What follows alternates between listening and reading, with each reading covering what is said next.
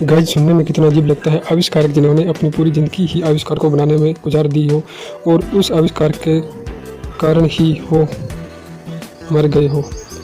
आज आप इस वीडियो में दुनिया भर के कुछ ऐसे वैज्ञानिक और आविष्कारक के बारे में जानोगे जो खुद के आविष्कार के कारण ही मारे गए। प्राज रेगिलाट उन लोगों के लिए अपने आप में ही एक अनोखा रोमांचकारी अनुभव होगा कि हजारों फीट ऊंचाई से कूद जाते हैं और सुरक्षित पैराशूट के जरिए नीचे आ जाते हैं। लेकिन ये बात तो आज के समय की है, जब पैराशूट आधुनिक और ज़्यादा सुरक्षित होता है। लेकिन जब पैराशूट का आविष्कार हुआ था वह कुछ इस तरह से दिखता था। शुरुआती आविष्कारक में एक फ्राज उन बदनसीब आविष्कारकों में से एक है जिसकी मौत का कारण उनके ही आविष्कार के कारण हुआ। फ्राज का जन्म ऑस्ट्रिया नाम के एक देश में हुआ था। ये एक दर्जी और आविष्कारक थे। लोग उन्हें उड़ने वाला दर्जी के नाम से जानते थे।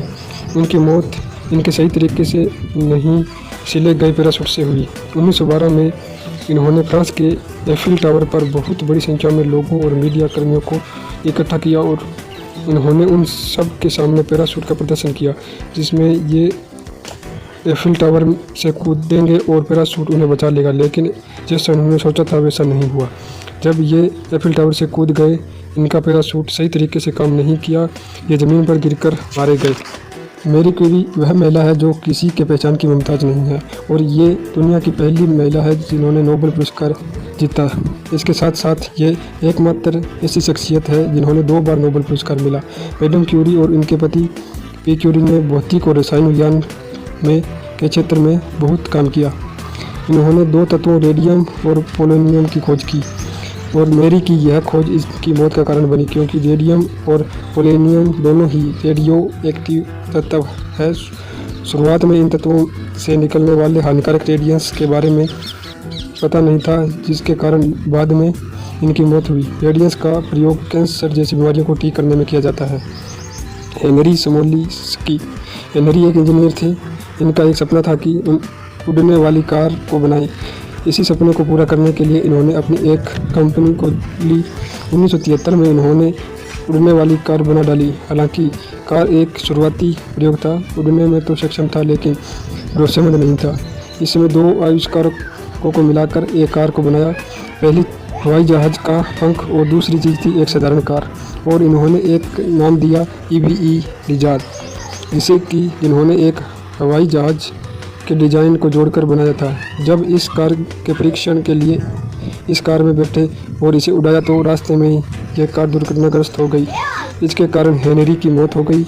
इनकी मौत के बाद भी इस कार पर काम चलता रहा।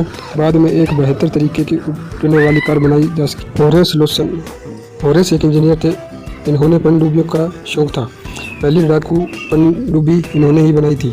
जब अपने शुरुआती समय में इन्होंने एक मॉडल तैयार किया था। जब इसका शुरुआती परीक्षण हुआ, किसी गलती की वजह से 7 लोग पानी में डूबकर मारे गए। इसके बाद इन्होंने पनडुब्बी से जुड़े बहुत सारे आविष्कार किए। आखिर में काफ़ी समय बाद इन्होंने बहुत आधुनिक और उन्नत पनडुब्बी को बनाया। उस पनडुब्बी का नाम खुद के नाम के पर ही दिया। उस पनडुब्बी में कुछ तकनीकी गड़बड़ी की वजह से ये और इनके साथी डूबकर मारे गए। विलियम बुलेट ने एक प्रिंटिंग प्रेस की एक बेहतरीन उन्नत वर्जन का आविष्कार किया था। इसके लिए बहुत ही प्रसिद्ध हुए और छपाई के उद्योग में बहुत ही क्रांतिकारी परिवर्तन हुए। एक बार विलियम अपनी इस प्रिंटिंग मशीन को मरम्मत कर रहे थे, जिसके दौरान हुआ कुछ यूँ, उनका पैर मशीन में फंस गया, जिसकी वजह से घायल हो गए और अस्पताल में इनकी मौत हो गई। अलेक्जेंडर उन लोगों में से थे रिस्क लेना जानते थे। चिकित्सा के क्षेत्र में की गई इसके द्वारा खोज हमेशा कारगर साबित हुई। इन्होंने एक व्यक्ति से खून निकालकर दूसरे व्यक्ति में चढ़ाने की खोज की थी। हालांकि यही खोज इनकी मौत का कारण भी बनी। 54 वर्ष की उम्र में इन्होंने एक बीमार व्यक्ति जिसे मलेरिया था उसका खून अपने अंदर चढ़ा लिया। इसके कारण थोड़े दिनों के बाद बीमारी से इनकी मौत हो गई।